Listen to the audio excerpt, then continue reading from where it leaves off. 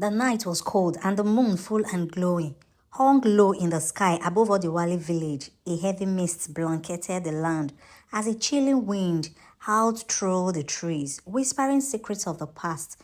Beneath this haunting atmosphere, a small gathering of elders convened at the edge of the forest, their faces tense with unspoken fear.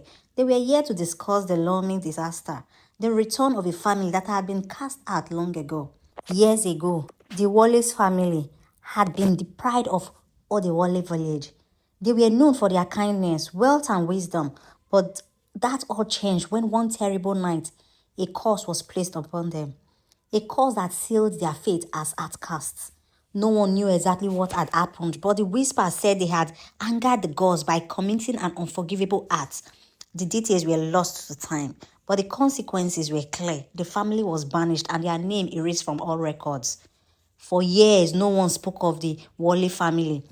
Their land was left to rot, and their once beautiful home was overtaken by the wilderness. But the curse lingered, and it was said that if any of them returned, disaster would befall the entire village. And now, against all warnings, they were coming back. Adunni, the eldest daughter of the Wally family, had grown up hearing the stories of her cursed bloodline. Her parents had told her of their banishment, but never why. She lived in another village far from Odewale, raised in isolation with her two younger siblings, Dakbo and Kemi. But when her mother fell ill and passed away, Adunni felt an inexplicable pull to return to her ancestral home. Stay away, the elders of her new village had warned her. The curse is real. Your family was forbidden from ever stepping foot in Odewale again. If you go back, you will bring doom upon yourself and others. But Adunni couldn't listen. Something deep inside her needed to know the truth. And so she gathered her siblings and against all advice, they made the journey to Odewale. The moment they arrived at the edge of the village, strange things began to happen.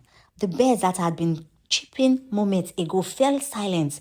The wind stopped and the air grew thick with an unnatural stillness. As they walked through the village, they noticed people peeking from behind windows, whispering in fear. It was clear that their return had stirred old wounds. When they reached the place where their family home once stood, they found it abandoned and decayed. Adunni's heart sank, but something strange happened. The ground beneath their feet began to tremble slightly, as if the earth itself was reacting to their presence. The mist thickened, swirling around them like a living thing, and Adunni could hear a voice, faint, distant, calling her name. Dakbo and Kemi begged her to leave, but she was determined to uncover the truth. They lighted a small fire in the ruins of their old home. It was then that the elders arrived. Their faces were pale, their eyes wide with dread. "You should not have come back," one of the elders said, his voice trembling. "Your family was cursed for a reason. The gods do not forget." Adunni stepped forward, her voice steady despite the fear clawing at her chest. "Tell me what happened. Why were we cursed?" The elders sighed, his hands shaking as he pointed towards the dark forest beyond the village.